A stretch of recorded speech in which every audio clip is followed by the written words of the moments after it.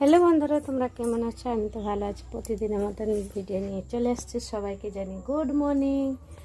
সকাল সকাল আজকে আমাদের হয়ে গেছে, দেখতেই পাচ্ছ। এই দেখো, আলপনা দিয়ে আমাদের আজকে বৃহস্পতিবারে অগ্রহায়ণ মাস, তো যার জন্য আলপনা দিয়ে এখানে পুজো দিয়েছি। এই দেখো কেমন হয়েছে আলপনা, বলো বন্ধুরা। আর সকাল সকাল আমার তো পুজো দেওয়া হয়ে গেছে, তোমাদের পুজো দেওয়া দেখো, পুজো দেওয়া কমপ্লিট।